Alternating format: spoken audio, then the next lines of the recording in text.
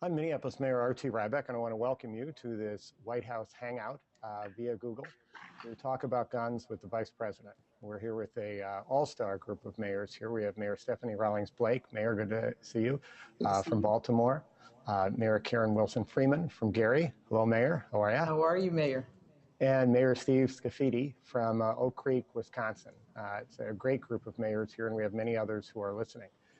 We are very, very blessed to have the Vice President here. He was even kind enough to wear a tie in Viking purple today, so we thank you for that, Vice President.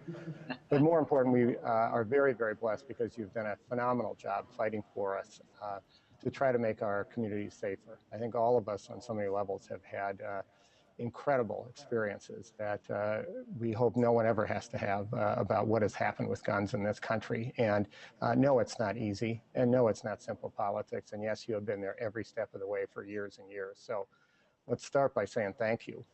We also want to just have a very informal conversation. And my job as moderator is to get mayors to do things that we're not accustomed to, which is to keep it short, not canned. We're not going to give big speeches. We're all very happy we're here, so let's get that out of the way.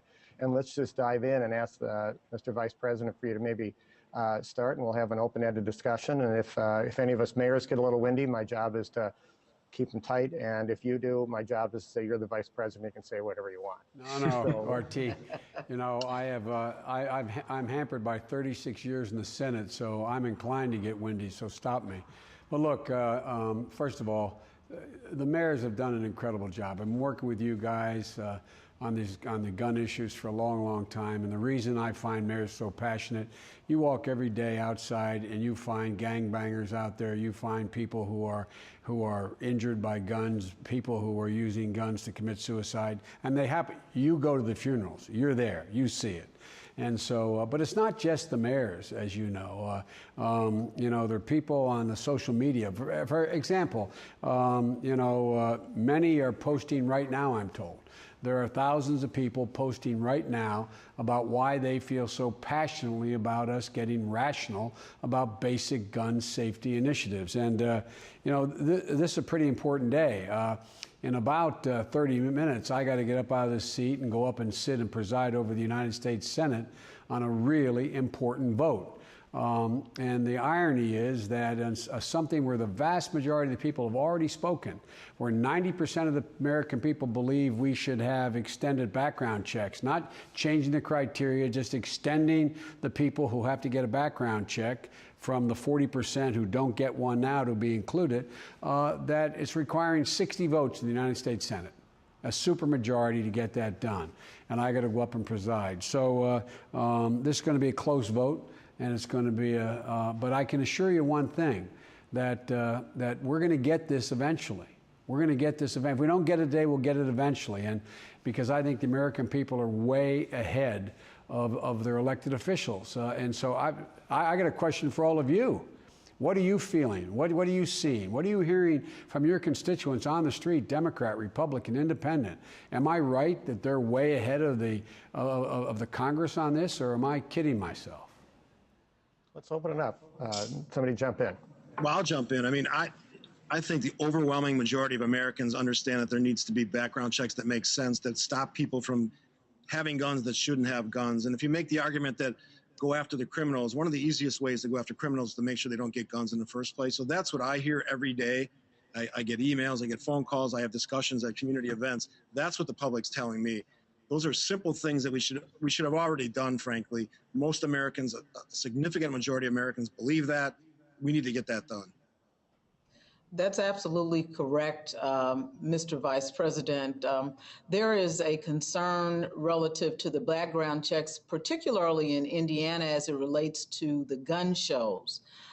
There is a lot of activity in those parking lots.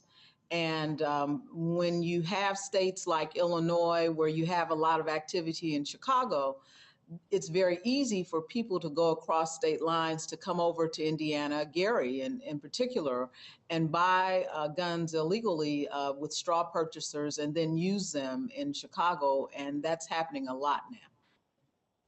You know, I think what we're hearing out here is pretty clear in what the polls are reflecting. the people are ahead of the discussion in Washington right now, and they're with you and they're with the president. And I think one of the challenges is we've got to keep this as simple and clear a message as we can, and we have to not let people fall into despair on this. So in simple message, this is pretty clear. This is one law should apply to everybody. We don't let 60% of the people get on the plane and 40% go without a check, and we shouldn't do the same with guns. You know, assault weapons, which is not the discussion right now, and you have fought for years on, to me that's a pretty simple message, and it's a pretty heinous one.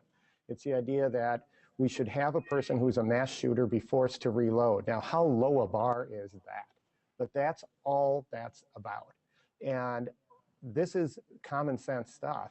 And part of the discussion that happens, I think, a lot is like people will say, well, I believe it, but, you know, nothing will happen in Washington. So if the vote goes the wrong way today, then people will say, well, I told you so.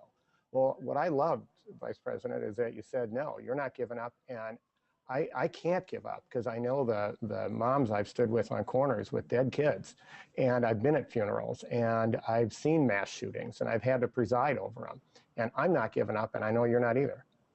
I agree with the mayors that have spoken about this. And the one thing I want to reiterate is that we have to continue to push forward. I was listening to one of the talk shows over the weekend, and a senator from Florida said that, you know, we don't need this legislation. We need to have a conversation about violence.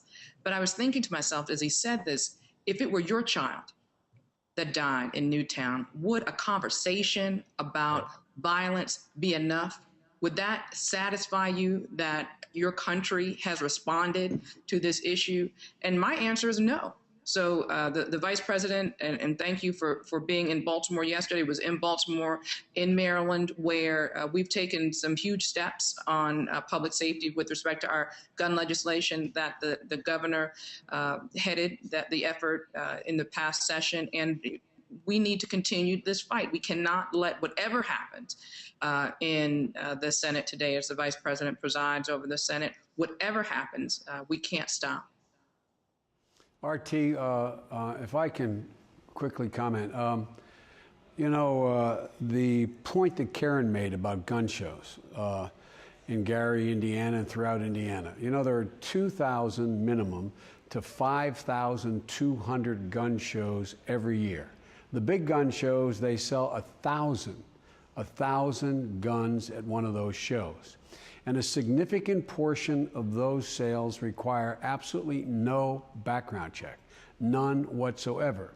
Now, how does it make sense to have to walk into Dick's Sporting Goods store and all you give is your name, your address, your place of birth, your country of origin, et cetera. You don't even have to give your Social Security number.